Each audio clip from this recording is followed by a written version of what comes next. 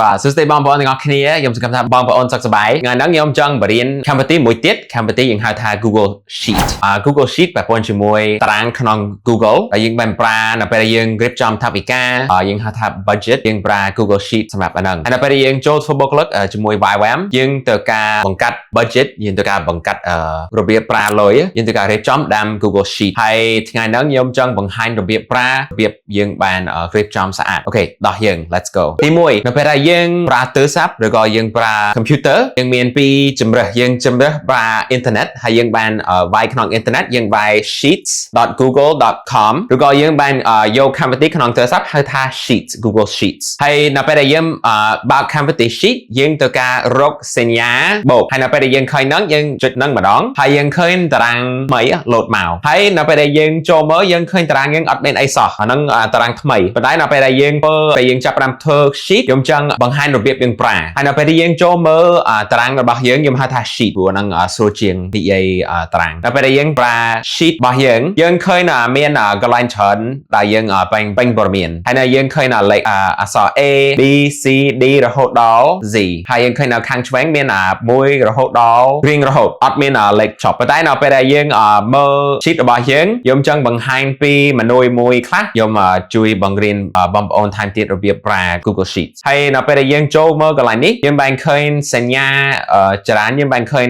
B អក្សរ B អានឹងធំហើយខ្ញុំធ្វើឧទាហរណ៍បើយើងសរសេរក្នុង cell មួយយើងឃើញB ដាក់ខាត់ជាងហើយបើតែបើសិនជាយើងចុច I យើងឃើញដូរ style បន្តិចហើយនេះកន្លែងដែលយើងបានដូរពណ៌បើយើងច្រឹងដាក់ពណ៌ផ្សេងយើងចុចកន្លែងហ្នឹងហើយបើយើងហ្នឹងហើយយើងពណ៌ផ្សេងយើងច្រឹងកន្លែងហ្នឹងប៉ុន្តែអ្វីដែលយើងចង់បង្ហាញតែពណ៌ជាមួយនៅពេលដែលយើងចង់រៀបចំ budget បើយើងចង់រៀបចំថវិការបស់យើងខ្ញុំចង់ឲ្យបងប្អូនរៀបចំតាម Google Sheet ហើយនៅពេលដែលយើងចង់រៀបចំថវិកាខ្ញុំបង្រៀនប្រព័ន្ធជាមួយរាយអង្គារថវិកាហើយផ្នែកហ្នឹងទៅនៅខាងមុខទៀតប្រហែលជា2-3សប្តាហ៍ទៀតខ្ញុំបង្រៀនប៉ុន្តែសម្រាប់ឥឡូវនេះខ្ញុំចង់ឲ្យបងប្អូនធ្វើសាកល្បងសិនហើយនៅពេលដែលយើងចូល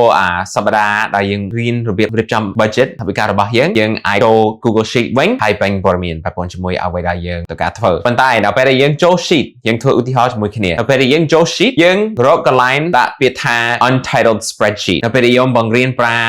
Google Docs យើងឃើញ untitled document អាហ្នឹងប្រព័ន្ធជាមួយចំណងជើងរបស់ឯកសារឬក៏តាំងរបស់យើងហើយនៅពេលដែលយើងចុចកន្លែងហ្នឹងយើងបានដាក់ចំណងជើងថ្មីខ្ញុំដាក់ចំណងជើងថា budget អាហ្នឹងរបៀបប្រើថវិកាហើយនៅពេលដែលយើងចុច budget យើងឃើញចំណងជើងថ្មី load មកហើយយើងថាអូខេ budget ហើយបើសិនជាបងប្អូនអត់សូវចេះភាសាអង់គ្លេសប្រើភាសាខ្មែរក៏បានយើងបានវាយភាសាខ្មែរបានហើយនៅពេលដែលយើងដាក់ចំណងជើងថ្មីយើងត្រូវតែកាត់ពីអ្វីដែលយើងត្រូវការរាយអង្គារដូចជាអូខេខ្ញុំត្រូវការបងបុគ្គលិកព្រោះខ្ញុំនៅវាយខ្ញុំបងបុគ្គលិករកខែហើយយើងវាយហ្នឹងយើងដាក់ staff fees ហើយយើងមានអីគេទៀតយើងត្រូវការទិញប៊ូដល់ខ្លួនអូខេយើងដាក់អីសាប៊ូហើយមួយទៀតចុងសប្តាហ៍យើងត្រូវទិញម្ហូបប្រហែលជាមួយថ្ងៃខ្ញុំចាយ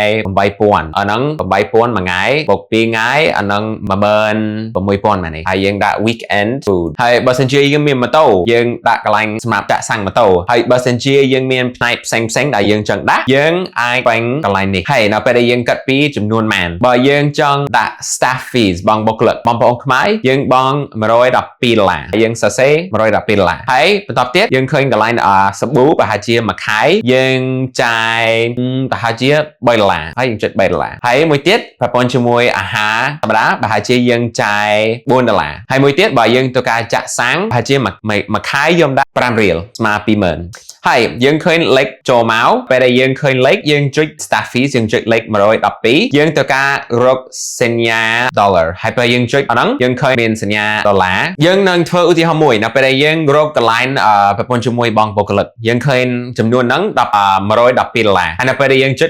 $112យើងត្រូវការស្វែងរកសញ្ញាប្រព័ន្ធជាមួយដុល្លារហើយពេលយើងចុចហ្នឹងយើងឃើញអាហ្នឹង load មកយើង$112ហើយយើងធ្វើសម្រាប់ចំនួនទាំងអស់$3 $4ហើយ$5បាទហើយនៅពេលដែលយើងបានសរសេរពីអ្វីដែលយើងចង់ចាយរកខែយើងត្រូវការដាក់កន្លែងមួយទៀតដាក់ចំណងជើង total អាហ្នឹងសរុបទាំងអស់ហើយនៅពេលដែលយើងចង់បូកទាំងអស់យើងមានហៅ formula របៀបនឹងបូក auto សម្រាប់យើងហើយនៅពេលដែលយើងបាយ total ហើយយើងចូលកន្លែងមួយទៀតយើងចុចសញ្ញាស្មើហើយនៅពេលដែលយើងចុចហ្នឹងវាយពាក្យតាមភាសាអង់គ្លេសយើងអត់បានវាយខ្មែរយើងត្រូវការដាក់អង់គ្លេសយើងវាយថា sum មាន ន័យថាបុកហើយដល់ពេលយើងចុច sum យើងឃើញថាសញ្ញាមួយទៀត load មកហើយយើងត្រូវការបាយអក្សរមុនហើយដាក់លេខក្រោយអាហ្នឹងមានន័យថាដាក់ B